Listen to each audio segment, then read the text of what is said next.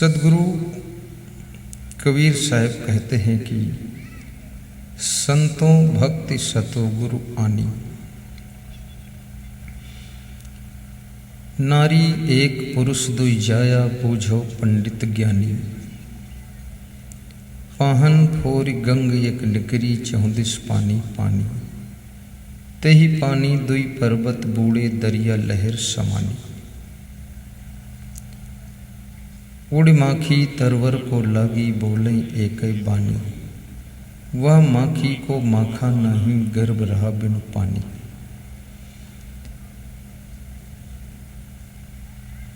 नारी सकल पुरुषवई खाए ताते रहे अकेला।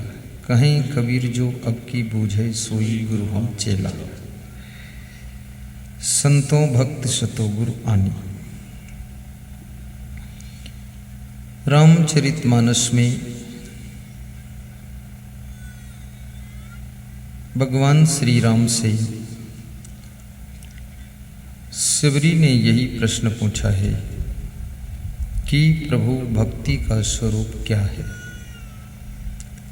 भक्ति कैसे की जाती है, ये मुझे पता नहीं है, अतः आप बताने की कृपा करें भक्ति का स्वरूप क्या है। श्रीमद् भगवत गीता में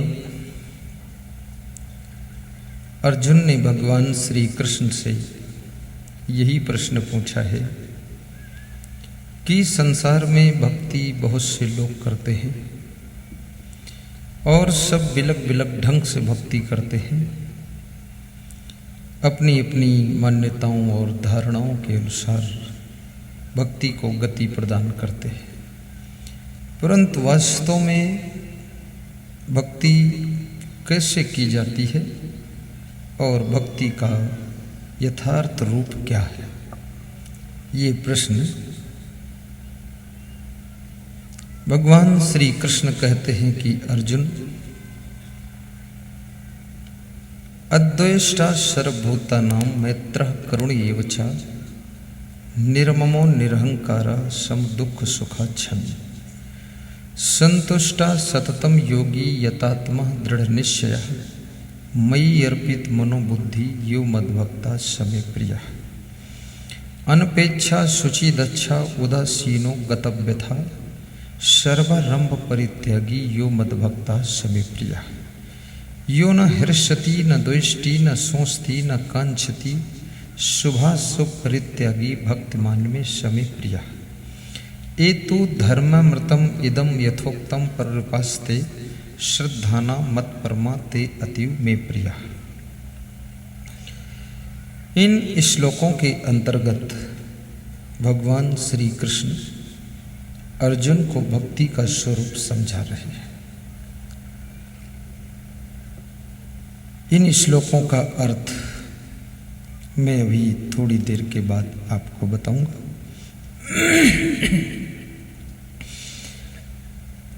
और जो भगवान श्री राम से माता शिवरी ने पूछा है कि भक्ति किसे कहते हैं, भक्ति के बारे में, भक्ति के वास्तविक स्वरूप का वर्णन शिवरी को भगवान श्री राम सुना रहे हैं। और भगवान श्री राम ने भक्ति को 9 भागों में वितरण किया है कि भक्ति 9 प्रकार की होती है, जिसका नाम रामचरितमानस में नवधा भक्ति दिया गया है।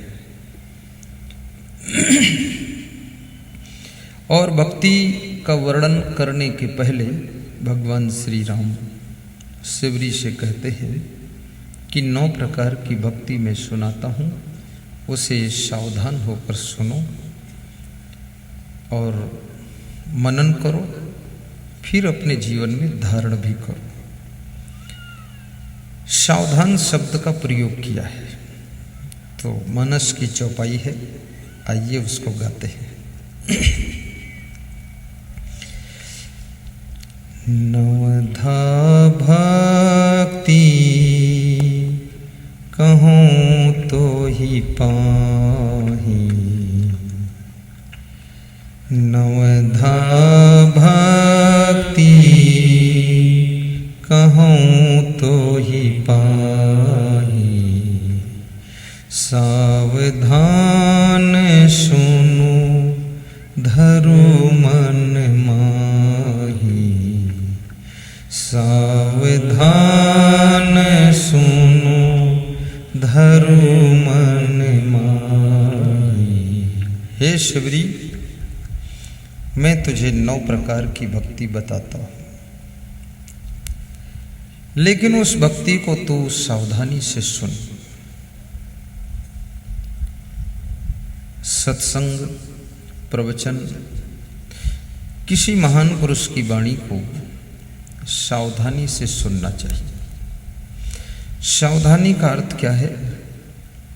वे जिस अर्थ में सुना रहे हैं उसी अर्थ में सुनो, उसका दूसरा अर्थ मत लो, क्योंकि एक बात के कई अर्थ होते हैं। तार्किक लोग अर्थ अलग भी निकाल लेते हैं। सावधान सुन धर मन माही, सावधानी से सुनो। एक डॉक्टर था, वह हॉस्पिटल में राउंड कर रहा था।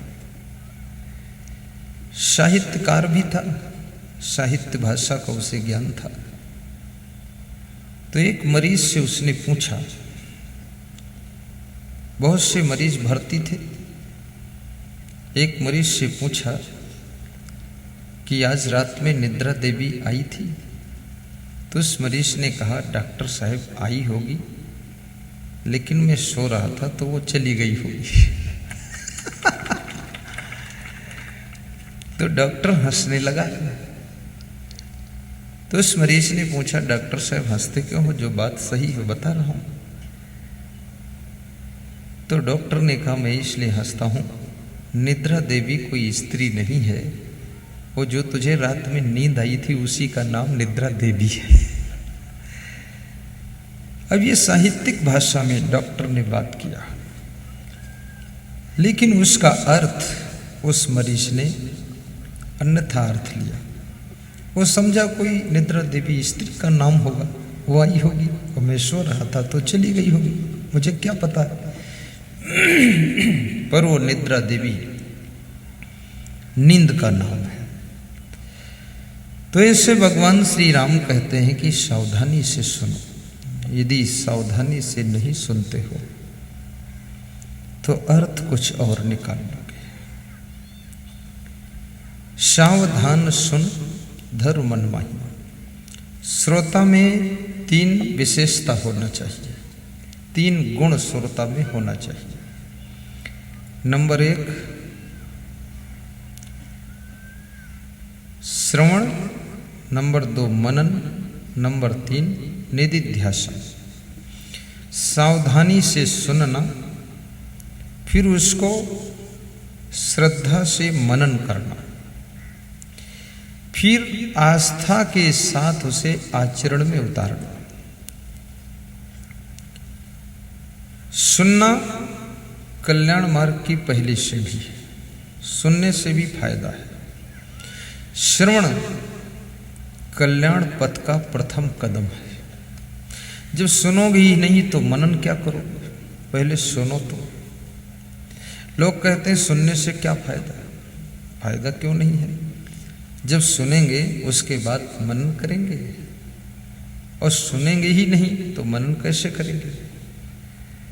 तो पहली सीढ़ी है सुनना, जो कि आप सुन रहे हैं। अब इसको मनन करना।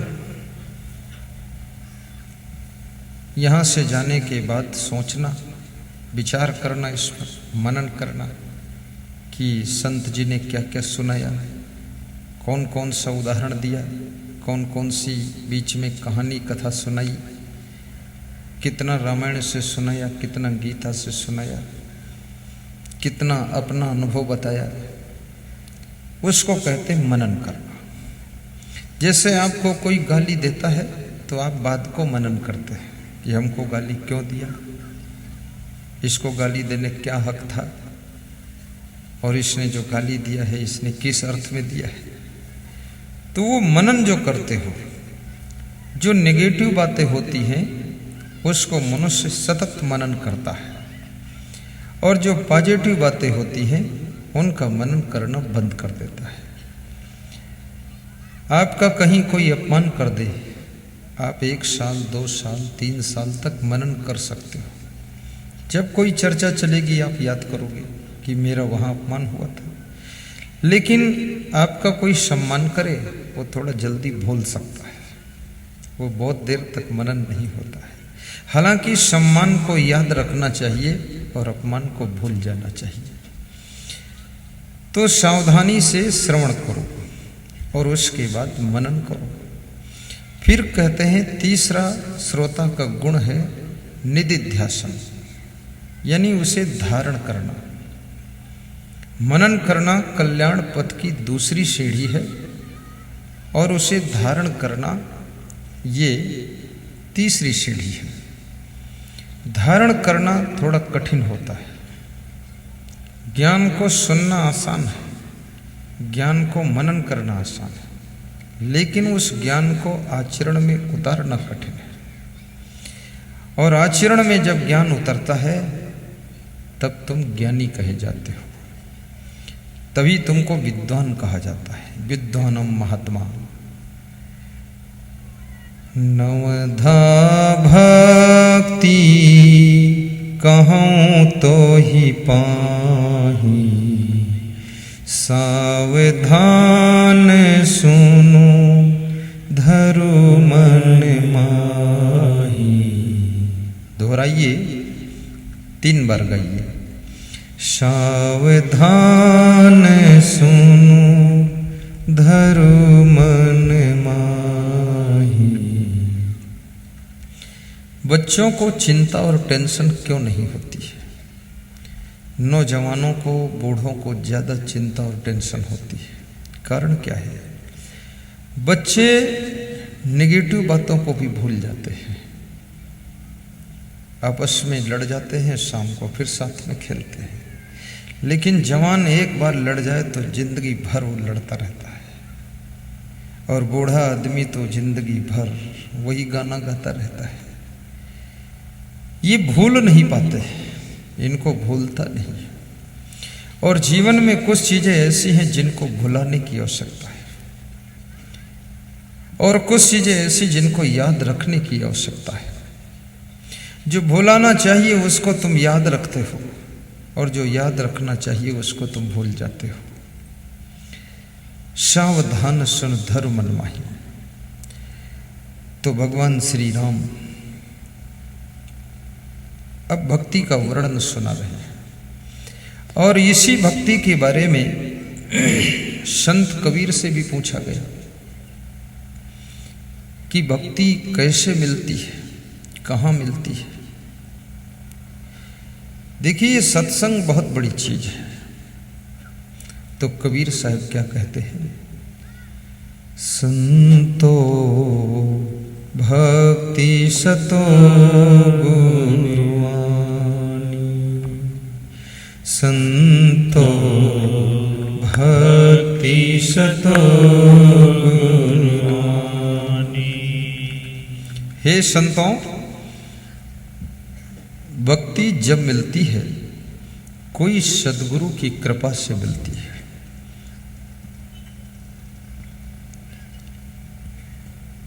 मतंग ऋषि के चरणों में, मतंग ऋषि की कृपा से शिवरी को भक्ति मिली थी। रैदास गुरु की कृपा से मीराबाई को भक्ति मिली थी। रैदास गुरु अलग है और मीरा के इष्ट कृष्ण भगवान अलग है। कृष्ण के प्रति जो भक्ति और प्रेम है ये रैदास गुरु के ज्ञान से प्राप्त हुआ था। शिवरी को भक्ति मतंग ऋषि के सानिध्य में प्राप्त हुई है। आपके ऊपर भी जब कोई सद्गुरु की कृपा हो जाती है, भक्ति है तो सबके अंदर पर सोई रहती है। और जब कभी सद्गुरु की अमृत वाणी श्रवण करने को मिलती है तो भक्ति जाग जाती है। आज मैं देखता हूँ इस मंडप के अंदर सबकी आंखों में भक्ति झलक रही है, सबके अंदर भक्ति का भाव दिखाई देता है। लेकिन यहाँ से जाने के बाद ये घर में भाव रहेगा कि नहीं रहेगा, इसमें संदेह है। ये धीरे धीरे घट भी जाता है, कम हो जाता है, और साल भर में तो बहुत लोगों की भक्ति पूरा खत्म हो जाती है। और अधिक दिन सत्संग न मिले तो भक्ति समाप्त होने के बाद बहुत सारी बुराइयों का प्रवेश हो जाता है। इसलिए बार बार सत्संग श्रवण करने की आवश्यकता है। अब ये जो सत्संग होता है, इसकी महिमा प्रत्येक शास्त्र में बताई गई है। तो भगवान श्री राम क्या कहते हैं? आज हम तीनों का संगम लेकर चल रहे हैं, राम, कबीर, कृष्ण। प्रथम भगति संतन कर संगा, दूजे रति मम कथा प्रसंगा। प्रथम भगति संतन कर संगा, दूजे रति मम कथा प्रसंगा। पहली भक्ति, संतों का संग करो, संतों का सत्संग सुनो, संतन कर संग। यह विशेषण लगा दिया गया कि संतों का संग करो। अब संत ढूंढो, कहां मिलेगा? पुराणों की कथा है कि एक बार जब युधिष्ठिर ने यज्ञ किया तो उनकी यज्ञ में आकाशवाणी हुई कि आपका यज्ञ सफल नहीं है, पूर्ण नहीं हुआ। जब तक इसमें कोई संत का, महान संत का आगमन नहीं होगा, तब तक आपका यज्ञ अधूरा है।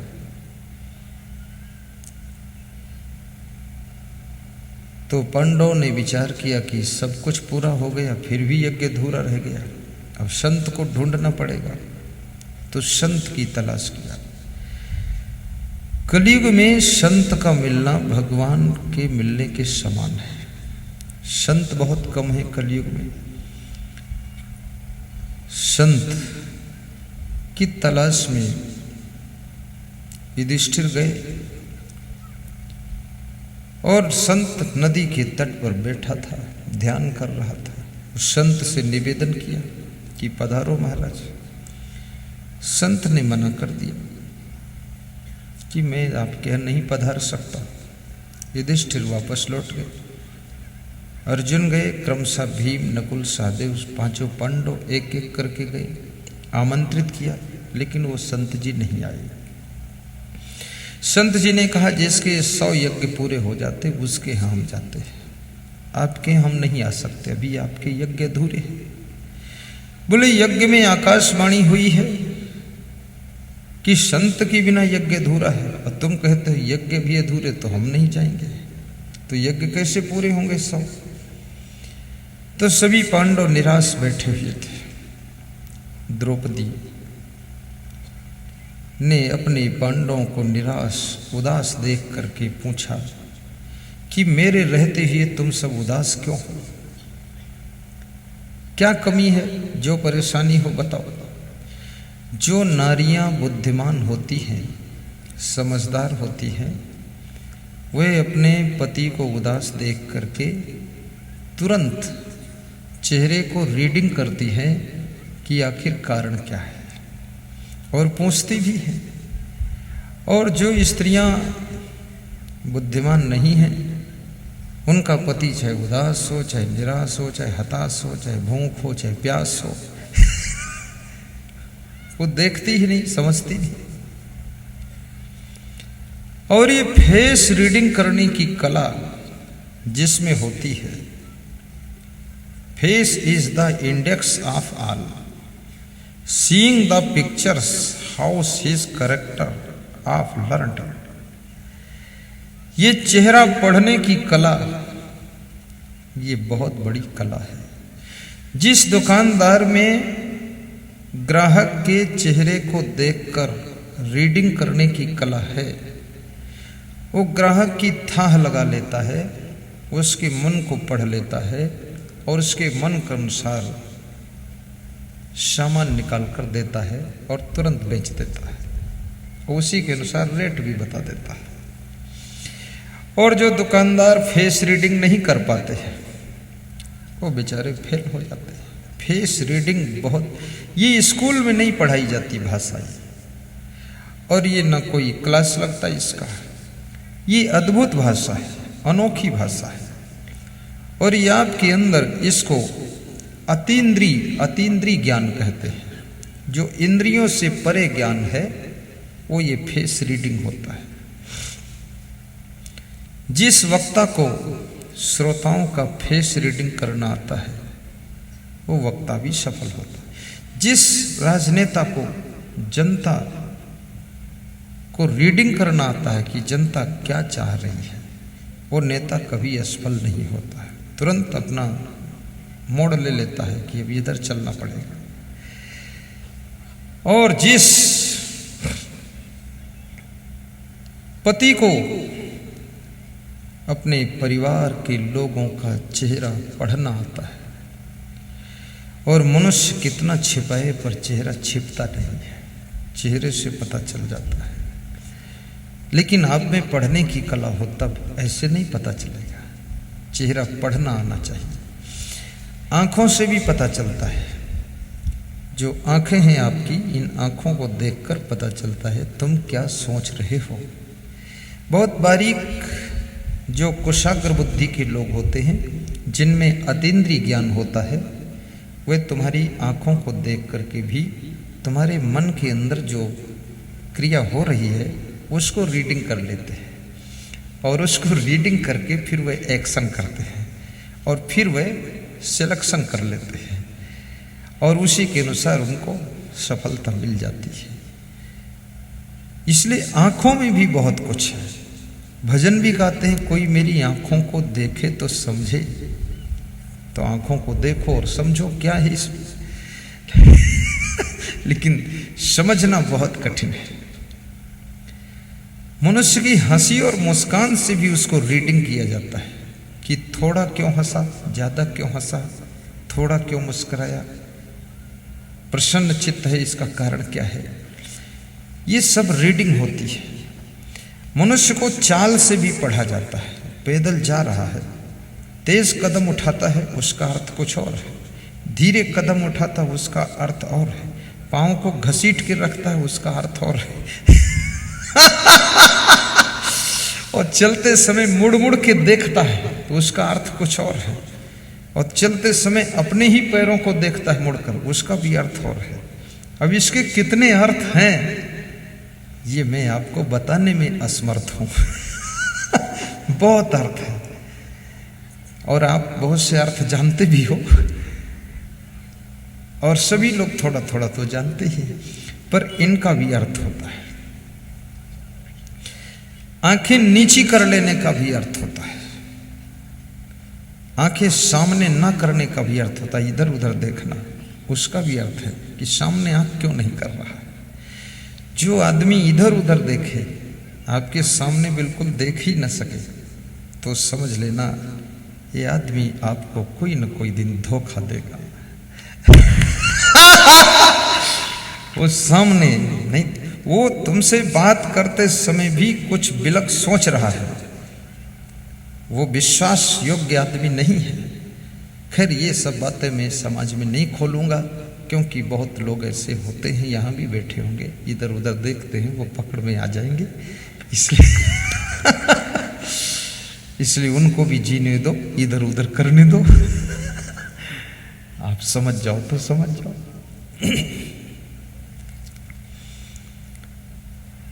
प्रथम भगति संतन कर संगा, दूजे रति मम कथा प्रसंगा। प्रथम भक्ति संतों का संग करो। सत्संग करो वो तो बहुत बड़ी बात है, केवल संग करो बताया है, संगत मिल जाए। और संगत का कितना प्रभाव होता है।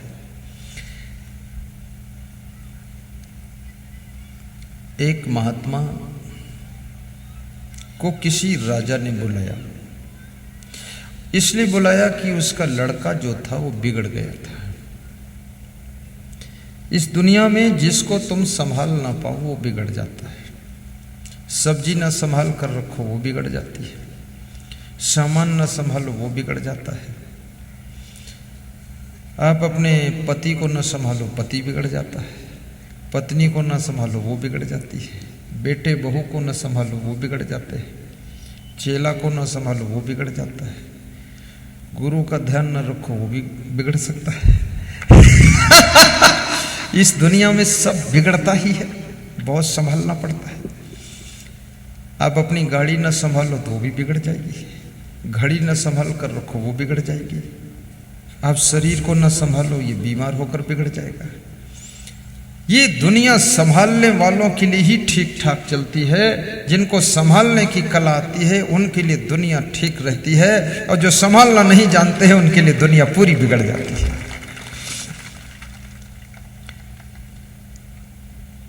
वह शहर शहर नहीं जिसमें गंदगी साफ करने के लिए नाली ना हो, वह मकान मकान नहीं जिसमें अतिथि के लिए एक दो कमरा खाली ना हो,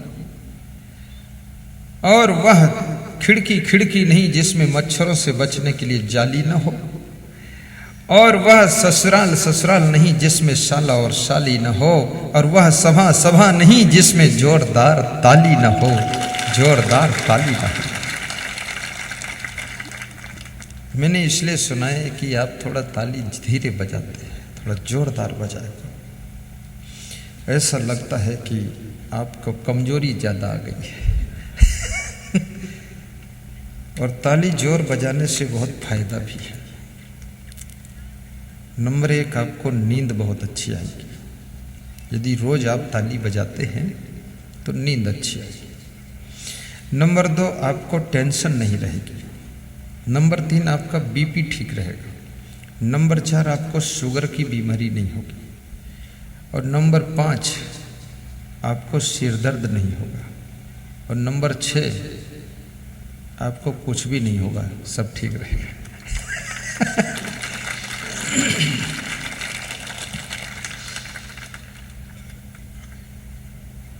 लेकिन एक दिन बजाने से नहीं, रोज।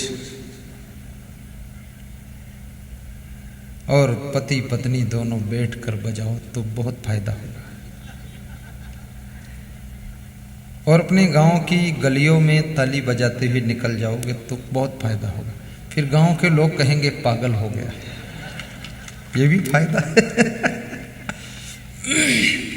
ज्यादातर अधिक सत्संग और भक्ति करने वालों को लोग कुछ पागल बताने लगते हैं कि कुछ दिमाग गड़बड़ा के।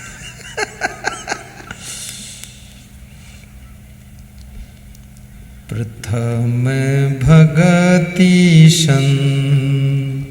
तन कर संगा,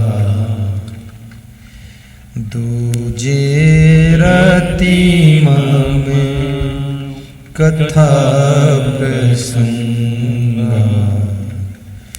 प्रथम भगति तन कर संगा, दूजे रति में कथा प्रसंगा। तो एक राजा ने एक साधु को बुलाया, इसलिए बुलाया कि उसका लड़का बिगड़ गया था। जिसके घर में सत्संग का वातावरण नहीं है और भक्ति का प्रभाव नहीं है, उसके घर के बेटे बहू बिगड़ने की अधिक संभावना है। क्योंकि ये संसार पूरा बिगड़ा हुआ ही है, और इस बिगड़े के संसार में सुधर के रहना ही आश्चर्य है। तो उस राजा के यहां जो दासी थी, उस दासी ने राजा के चेहरे पर उदासी देखा, तो पूछा आपको कोई दुख है क्या? क्या दुख है? तो राजा ने कहा दुख है, जो दुख है वो दुख है। बोले क्या दुख है? बोले बताने जैसा दुख नहीं है। कुछ दुख ऐसे होते हैं जो तुम किसी से बता नहीं सकते, और कुछ दुख ऐसे हैं जो आधा बता सकते हो, आधा नहीं बता सकते, और कुछ दुख ऐसे हैं जो तुम दूसरों से पूरा बता सकते हो, लेकिन बताने से कोई फायदा नहीं उठा सकते हो। दुख विभिन्न प्रकार के होते हैं। मनुष्य तो एक है, जीव एक है, लेकिन दुख अनेक है। अनेक दुखों में ये जीव भीग रहा है। परिवार की तरफ से दुख, बीमारी की तरफ से दुख, गरीबी का दुख, मकान न होने का दुख, शिक्षा नहीं प्राप्त कर पाई उसका दुख, नौकरी नहीं मिल रही वो दुख, नौकरी मिल गई लेकिन दूर मिली वो दुख, ट्रांसफर नहीं हो रहा वो दुख, ट्रांसफर हो गया तो प्रमोशन नहीं हो रहा वो दुख, अफसर बड़ा दुष्ट मिला वो बहुत दुख, कर्मचारी सही नहीं मिले वो दुख, सड़क में गड्ढे बहुत वो दुख, सड़क ही नहीं है वो बहुत बड़ा दुख, बिजली नहीं आती तो दुख, आती है तो चली जाती तो दुख, आती है तो बहुत तेज वोल्टेज आता, सब बल्ब फूक गए वो दुख।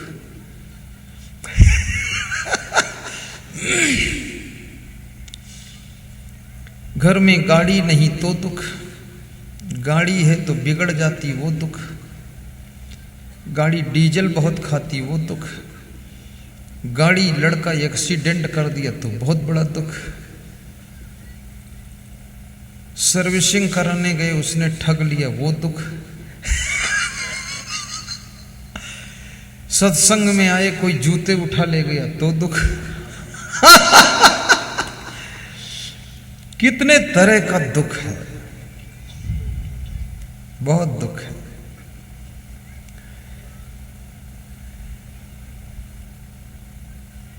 एक नाती अपनी नानी के घर खिचड़ी खाने गया।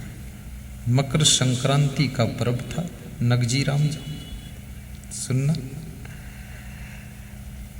ये मकर संक्रांति 14 जनवरी को होती है। कब होती है? 14 जनवरी मकर संक्रांति। उस रोज खिचड़ी खाई जाती है। यहाँ भी खाते लोग खिचड़ी, ठीक। तो मैं आपको नेपाल बॉर्डर की कथा सुना रहा हूँ, यहाँ की नहीं है, तुम निश्चिंत रहो। तो नेपाल बॉर्डर में जो नाती होता है वो मकर संक्रांति के पर्व त्योहार में अपनी नानी के यहाँ खिचड़ी खाने जाता है, खिचड़ी खाने, और नानी उसको बड़े प्रेम से खिलाती है, और खिचड़ी खिलाने के बाद कुछ दक्षिणा भी देती है। तो मेरे बचपन में भी ये परंपरा थी। तो नानी बहुत होशियार होती है, और जो होशियार नानी है उसका नाती भी होशियार होता है, क्योंकि वही ब्लड ग्रुप है। तो नानी उस समय 1 रुपया दक्षिणा देती थी नाती को। करीब करीब नानी कंजूस होती है, नाती को प्रेम तो बहुत करती पर देती कुछ नहीं। तो नाती 1 रुपया पाकर भी खुश हो जाता है कि चलो जो मिला सही, भागे भूत की लंगोटी भली, कुछ तो मिला। तो उत्तर प्रदेश का एक नाती अपनी नानी के यहाँ खिचड़ी खाने गया मकर संक्रांति के पर्व में। नानी ने खिचड़ी परोस दिया, नाती खाने के लिए बैठ गया। नानी कुआं पर पानी भरने चली गई बाल्टी लेकर। तो नाती सोच रहा था कि नानी आ जाए तो कम से कम खिचड़ी में घी डाल दे तो मैं खिचड़ी खा लूं। और नानी इसलिए पानी भरने गई थी कि थोड़ा पानी भरने में देर लगाऊं, तब तक नाती खिचड़ी खा लेगा तो घी डालना नहीं पड़ेगा, घी मेरा खर्च नहीं होगा। नानी ये चतुराई कर रही है और नाती बेचारा इंतजार कर रहा है कि नानी आएगी तो घी डालेगी। 2 मिनट इंतजार किया, 5 मिनट किया, 10 मिनट किया, नानी आई ही नहीं। वो जानबूझ के देर लगाती थी कि जब खिचड़ी खा लेगा तब चलूंगा। तो नाती भी बहुत चतुर था। उसने सोचा आखिर नानी गई है पानी भरने, घी तो गया नहीं पानी भरने, घी तो कहीं घर ही में होगा। तो नाती नजर दौड़ाता है कि घी कहाँ रखा है।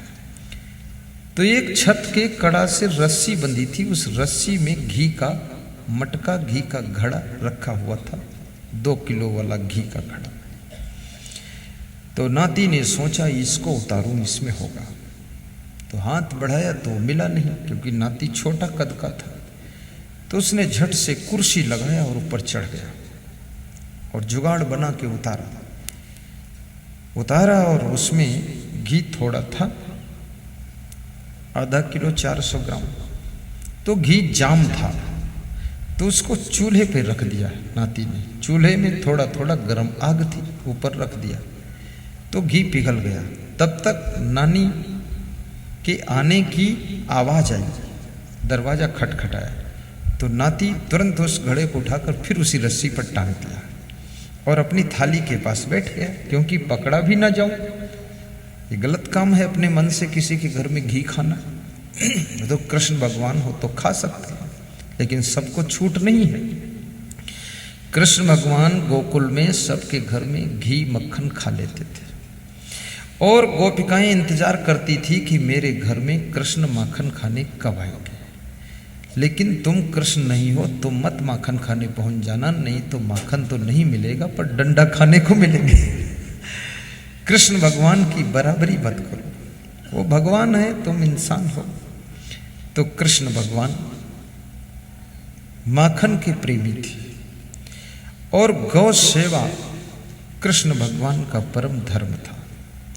अगर कृष्ण भगवान की कृपा को चाहते हो तो गौ सेवा कीजिए, गौ सेवा से कृष्ण भगवान की कृपा हो।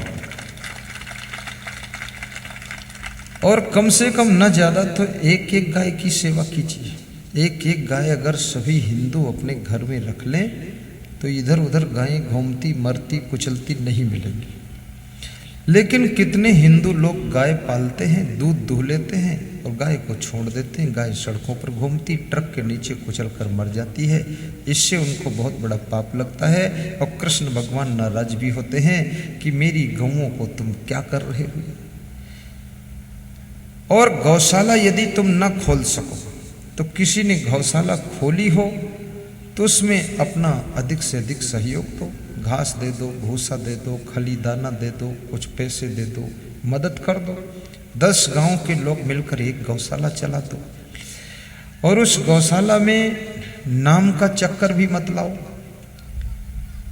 कोई एक व्यक्ति जो उसका मेन नेतृत्व करता है तो उसका नाम थोड़ा तो होता ही है। अब उसके नाम से नफरत करके आप गौशाला से अलग थलग मत हो। हमें सहयोग देना है, हम दे देते हैं। हमें समय कम है इसलिए हम समय नहीं दे सकते। जो ज़्यादा समय दे रहा उसका नाम भी हो रहा, कोई बात नहीं है।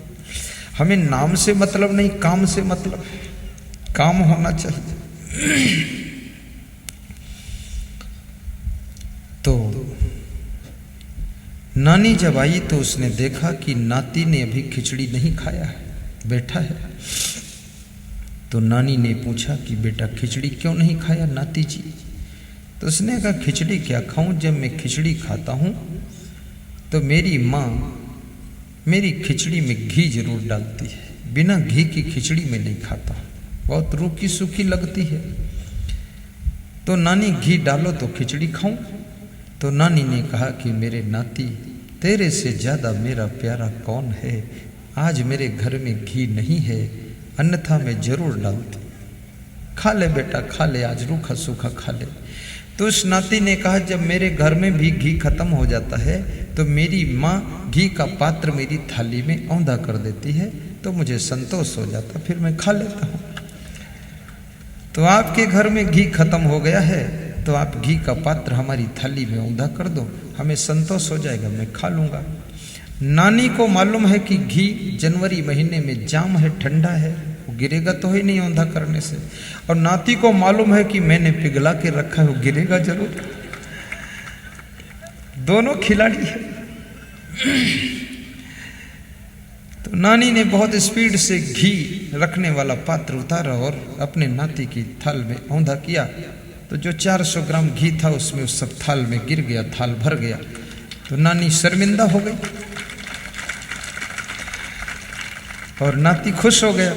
नाती ने ताली बजाई कि वाह ये तो है, मेरे भाग्य में था, निकल आया। तो नाती खुश होकर के खाने लगा। तो नानी ने कहा बेटा मैं भूल गई थी, थोड़ा तली में पड़ा होगा, ले ले खा ले, कोई बात नहीं।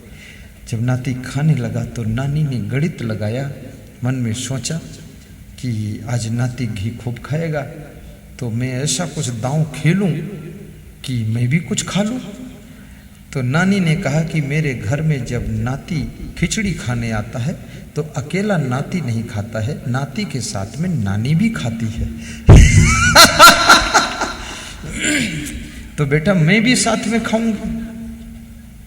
तो नाती ने सोचा ये नानी क्यों साथ में खाएगी, चलो आओ खाओ। तो नानी भी साथ में खाने लगी। अब एक थाल में ही नानी भी खा रही है और नाती भी खा रहा है। तो नानी के बड़े हाथ हैं और बड़ा मुंह है और नाती के छोटे छोटे हाथ। तो नानी ज़्यादा भर भर के घी तरफ से खा रही थी। तो नाती सोचा ये तो यार मेरा दांव फिर फेल खा गया। तो नानी पूरा खा लेगी तो क्या होगा। तो नानी बात भी कर रही है। नानी कहती है बेटा तेरी जो माँ है वो मेरी बेटी है और वो बचपन में बहुत बीमार रहती थी, उसका मैंने बहुत इलाज कराया और उसके कारण मैं बहुत दुखी हुई। और तेरे मामा भी बड़े अस्वस्थ रहते थे, उनका इलाज कराया, वो मर गए, उनका भी दुख बहुत हुआ हमें। और तेरे नाना 2 साल पहले मर गए, उनके कारण भी बहुत दुखी रही। ऐसे दुख दुख दुख की चर्चा करती जाए और नानी खाती जाए और नाती जो है उसकी बातों को सुनता जाए और रुक जाए। तो नाती ने सोचा ये दुख की बातें सुना सुना कर खुद घी खा लेगी, हम चूक जाएंगे। तो नाती ने थाली उठाया और पूरा घी पी लिया और कहा कि नानी अब कोई बात नहीं है, सबका दुख मैंने अकेले उठाकर पी लिया है।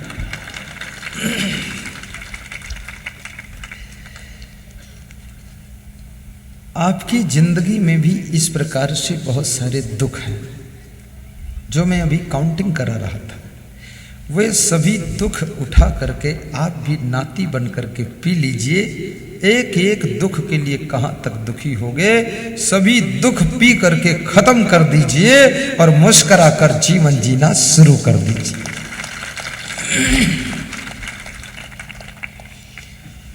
मुस्कुराते रहो, गुनगुनाते रहो। गाइए। मुस्कुराते रहो, गुनगुनाते रहो। वक्त जीवन का यूं ही निकल जाएगा। मुस्कुराते रहो, गुनगुनाते रहो। वक्त जीवन का यूं ही निकल जाएगा। काम करते रहो, नाम जपते रहो। काम करते गाइए जोर से, नाम जपते रहो। वक्त जीवन का यूं ही निकल जाएगा। काम करते रहो, नाम जपते रहो। काम ना करना भक्ति नहीं है, काम करते रहो और नाम जपते रहो। खेत में ट्रैक्टर चलाते रहो, नाम जपते रहो। रोड पर गाड़ी चलाते रहो, नाम जपते रहो। बर्तन मांजते रहो, नाम जपते रहो। कपड़े धोते रहो, नाम जपते रहो। झाड़ू लगाते रहो, नाम जपते रहो। एक स्त्री अपने घर में ध्यान में बैठी थी। उसके पति को ट्रेन पकड़ना था, वो ध्यान में बैठ गई और अपनी पत्नी से पैसे लेना था, क्योंकि ज़्यादातर घरों में स्त्रियां जो है स्टेट बैंक ऑफ इंडिया होती है, पैसे इनके पास जमा हो जाते हैं और जमा तो इनके पास रात में भी हो जाते हैं, पर निकलते दिन में भी नहीं है।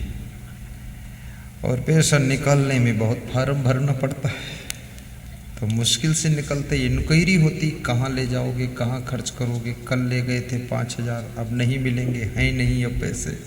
और पति जानता है 7 दिन पहले 40,000 दिया था, है तो लेकिन देती नहीं, बैंक है ये।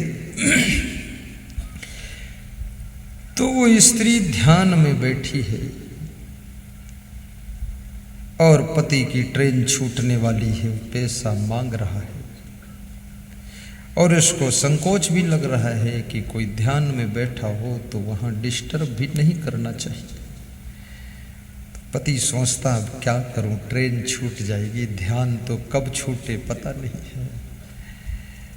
बहुत देर बाद जब आँख खुली तो पति ने कहा कि ध्यान में बैठती हो, लेकिन ये भी ध्यान रखो कि ट्रेन छूटने वाली है। ध्यान का अर्थ है कि सब चीज का ध्यान रखना, और तुमको ये ध्यान ही नहीं तो काहे का ध्यान करती हो। तो पत्नी थोड़ा नाराज हुई कि ध्यान के बारे में कुछ मत कहो। तो उसी समय आकाशवाणी हुई कि ये महिला तू नाराज मत हो, तू जिस भगवान का ध्यान करती है वो भगवान का काम भी करना सीख ले। ये तेरे परिवार की सेवा, वसुधैव कुटुंबकम, ये सारा संसार भगवान का ही परिवार है, इसकी सेवा का तू ध्यान रख। और मेरा ध्यान कर न कर, पर इसका ध्यान रख, नहीं तो मैं असंतुष्ट हो जाऊंगा। आकाशवाणी हुई। ध्यान धरते रहो, नाम जपते रहो। गाइए, सब लोग गुनगुनाइए, ताली भी बजाइए। ध्यान धरते रहो, नाम जपते रहो। वक्त जीवन का यूं ही निकल जाएगा, काम करते रहो, नाम जपते रहो। वक्त जीवन का यूं ही निकल जाएगा, काम करते रहो, ध्यान धरते रहो। गर लगन सच सतगुरु से लग जाएगी, गर लगन सच सतगुरु से लग जाएगी। सारे जीवन का नक्शा बदल जाएगा, सारे जीवन का नक्शा बदल जाएगा। काम करते रहो, ध्यान धरते रहो, काम करते रहो, ध्यान धरते रहो। वक्त जीवन का यूं ही निकल जाएगा, वक्त जीवन का यूं ही निकल निकल जाएगा। वक्त जीवन का यूं ही निकल जाएगा। वक्त जीवन का यूं ही निकल जाएगा। तो मैं आपको सुना रहा था, एक तो पांडवों की कथा थी। द्रौपदी ने जब अपने पति को उदास देखा, कहते हैं कि द्रौपदी के 5 पति थे। द्रौपदी, आप विचार करो, राजा द्रुपद की कन्या थी। कितनी वो शक्तिशाली होगी, कितनी बुद्धिमान होगी और कितनी व्यवहार कुशल होगी कि अकेले 5 पांडवों को खुश रखती थी।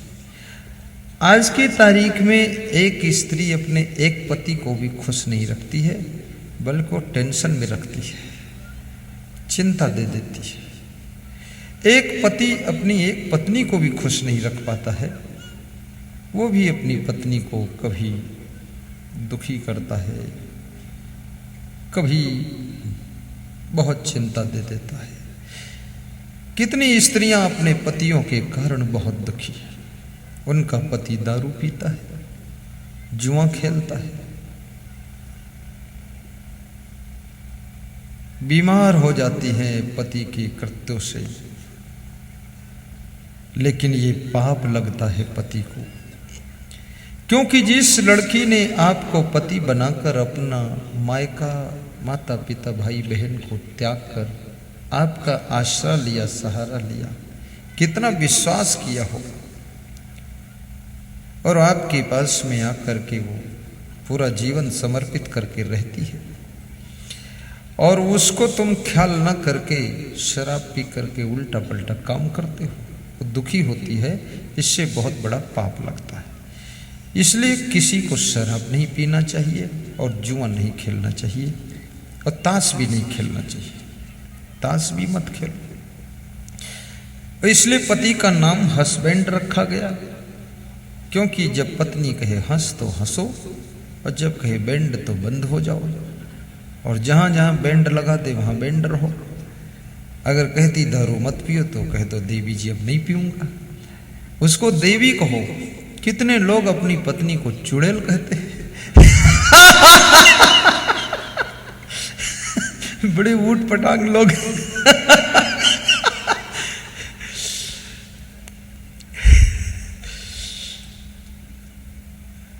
अभी मैं उत्तर प्रदेश में सत्संग कर रहा था, तो वहाँ कुछ ऐसी समस्याएं आती थी। एक पति आया मेरे पास, बोला मुझे कुछ खतरा है। तो हमने कहा क्या खतरा है? बोले मुझे अपनी पत्नी से खतरा है। तो मैंने कहा क्यों खतरा है? वो तो तुम्हारी जीवन साथनी है। बोले लगता है कहीं हमको मरवा न दे। तो हमने कहा क्यों मरवाएगी आपको, कारण क्या है? बोले कारण ये है कि कोई संतान नहीं है, औलाद नहीं है, तो मैं सोचता हूँ ये संपदा धर्म में लग जाए, और वो सोचती है कि ये संपदा जो है हमारे भाइयों को मिल जाए, और मैं सोचता हूँ इसमें सब सत्संग कथा होता रहे, ठीक है, तो उसका हमारा थोड़ा कुछ कृपा कर देना। तो मैंने उनकी पत्नी को समझाया, उन्हीं के साथ में थोड़ा प्रवचन में भी समझा दिया, तो उसके समझ में आया। तो तीसरे दिन फिर वही मिले, बोले आधा तो सुधार हो गया है, आधा अभी बाकी है। तो हमने कहा वो भी हो जाएगा। अरे बोले चुड़ैल है, पूरा नहीं होगा। तो हमने कहा जब आपकी भावना ऐसी है, अपनी वाइफ को चुड़ैल बताते हो, तो फिर बोले थोड़ा कमी हमारे में भी है। मैंने कहा तुम्हारे में क्या कमी? बोले आल थ्रू बोलता हूँ, बिना ब्रेक बोलता हूँ, बड़ बड़ बड़ बड़ बड़ बड़। तो हमने कहा तो बोल, जो अपनी कमी को तुम जानते हो तो उसको दूर भी कर सकते हो, दूर कर दो। बोले अब आदत बिगड़ गई, और वास्तव में वो ज्यादा बोलते थे। अधिक बोलने वाले पतियों को घर में सम्मान कम मिलता है, और कम बोलने वाले पतियों की चिंता उनकी पत्नियां ज्यादा करती हैं। इसलिए कृपया कम बोला करो, और थोड़ा सा कभी कभी उदास बैठ जाया करो, तो तुम्हारी पत्नी पूछेगी क्या दुख है, तो तुम्हारी उदासी को दूर करने के लिए इंजेक्शन देगी, फिर मुस्करा दिया करो कि अब ठीक हो। पर अब करोगे तो ये सब जान गई, ये समझ जाएंगी वही नकल कर रहा है।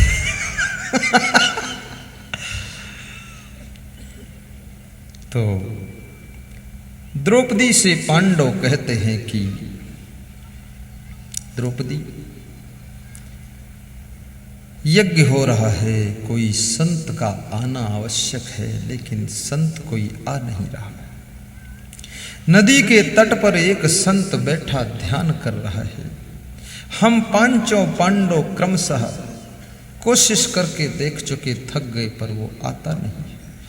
द्रौपदी ने कहा मैं उसको बुला लाती हूँ। द्रौपदी जाती है और संत को आमंत्रित करती है। तो संत फिर वही बात कहता है कि जिसके 100 यज्ञ पूरे होते उसके हमें जाता हूँ। तो द्रौपदी ने कहा महाराज आप 100 यज्ञ की बात करते हो, यदि उससे अधिक यज्ञ हो गए हों तो? बोले तो तुरंत चल दूंगा। तो द्रौपदी ने सुनाया कि संत मिलन को जाइए तजी माया अभिमान, संत मिलन को जाइए तजी माया अभिमान, क्यों जो पग आगे धर कोटिन यज्ञ समान, ज्यों जो पग आगे धरे कोटिन यज्ञ समान। हे संत जी, अभिमान छोड़ करके जो संत के दर्शन के लिए आता है, एक एक कदम पर करोड़ों यज्ञ हो जाते हैं। तो मैं कितने कदम चलकर आई हूं, आप जोड़ लीजिए और उन करोड़ों यज्ञ से गुणा कर लीजिए और फिर विचार कीजिए और चल दीजिए। तो संत कमंडल लेकर द्रौपदी के पीछे पीछे आ जाता है और कहता है कि चलो तुम्हारी बाजी जीत गई, मेरी हार गई। तो द्रौपदी ने कहा मेरे पांडव आपको लेने आए थे तो आप क्यों नहीं गए? बोले युधिष्ठिर लेने आए थे तो, पर उनके अंदर धर्मराज होने का अहंकार था, इसलिए मैं नहीं गया। बोले अर्जुन आए तो? बोले वो एक धनुष बाण लेकर आए थे, कोई युद्ध करना था मेरे से, उन्हें धनुर्धारी होने का अभिमान था। बोले भीम? बोले भीम तो ऐसे ही उदंड है, वो तो गदा लेकर आया था, ऐसा लगता था कि मुझे धमका रहा है, इसलिए मैं नहीं गया। और नकुल सहदेव वो भी अकड़ में आए थे कि हम भी राजकुमार हैं, लेकिन तुम आई हो तो नम्रता से आई हो, और तुम्हारी नम्रता, तुम्हारी सफलता, कोई अभिमान नहीं दिख रहा है कि तुम किसी राजा की रानी हो। ऐसा लग रहा है कि तुम मीराबाई हो, तुम सिवरी हो, इसलिए हम तुम्हारे साथ चलते हैं।